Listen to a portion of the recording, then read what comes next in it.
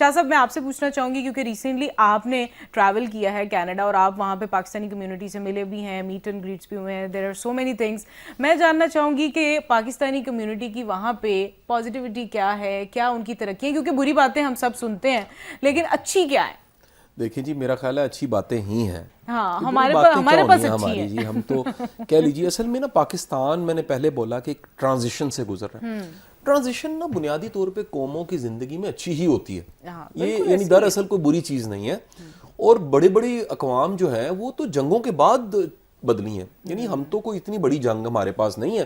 ہم تو اگر اپنی پچھلی جنگیں جو ہیں ہم 65 71 کارگل ساری نکال لیں تو ایک کالم میں نے پڑھا جاوید چودھری صاحب کا جس میں انہوں نے بتایا کہ اگر ہم شہید ان کی تعداد نکالیں شہداء کی تو وہ جنگ عظیم اول اور جنگ عظیم دوم سے بہت تھوڑی ہے. پہلی جنگ عظیم میں 3-4 کروڑ لوگ دنیا سے چلے گئے اور لقمہ اجل بن گئے, اور دوسری جنگ عظیم میں 5 کروڑ کے قریب جو ہے وہ لوگ اللہ کے پاس چلے گئے.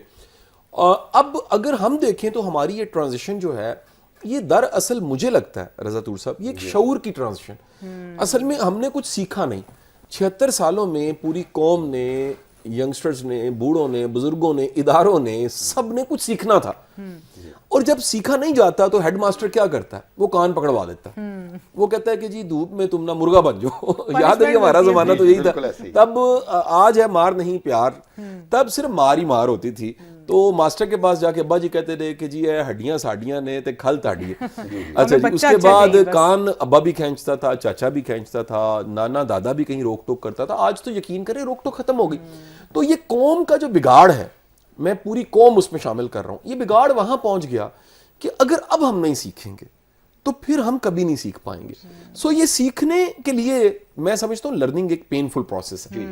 اگر آپ اس کو بڑی خوش بختی ہے کلاس روم میں سیکھ لیں, نصیحت سے سیکھ لیں, جمعے کے خطبے سے سیکھ لیں, کسی واٹس ایپ میسج سے سیکھ لیں, لیکن اگر آپ نہ سیکھیں تو پھر پین سکھاتی ہے, تکلیف سکھاتی ہے.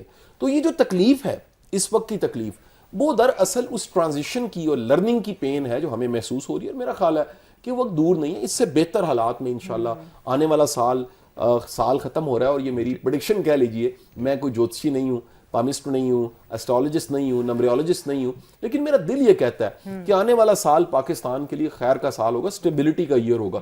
کیونکہ بڑے تجربے ہم نے کر کے دیکھ لیے, اور بڑے پتے تھے جو کھیلے جا سکتے تھے وہ کھیلے گئے. میں کوئی پولیٹیکل اوپینین نہیں دے رہا, میرا یہ خیال ہے کہ میرے اللہ نے اس ملک پہ کرم کرنا ہے اور آنے والا وقت خیر کا وقت ہوگا. ہم ان چہروں کو دیکھ رہے ہیں جو اس وقت سامنے موجود ہیں. میرا خیال ہے کہ رب کی رضا ہو تو پھر جو بھی سامنے ہو وہ میٹر نہیں کرتا, اس کا فضل اور کرم جو ہے وہ انسانوں پہ ہو جاتا ہے. تو یہ ٹرانزیشن سے ہم گزریں گے اور بہتری کی طرف جائیں گے. بالکل ایسے ہی ہے. اس میں ایک میرا ایک پوائنٹ تھا آپ کے لرننگ کے پوائنٹ سے جو آپ نے بات کی, اس پہ میں نے یہ دیکھیں جو چیلنج میں نے دیکھا ہے کہ آخر لرننگ میں ہمیں پرابلم کہاں آتی ہے. وہ ہمیں یہ آتی ہے کہ دیکھیں میں ایگزامپل دوں گا, جس طرح آپ نے اگر ایک دیوار کے اوپر آپ پینٹ کریں گے تو سب سے پہلے آپ نے اس کو آپ نے اس پچھلے پینٹ کو اتارنا ہے, اور اس کے بعد آپ نے اس کو سینڈ پیپر سے اس کو کیا نام ہے رب کرنا ہے, صاف کرنا ہے. اس کے بعد آپ نیا پینٹ کریں گے تو وہ وہاں سٹک ہوگا.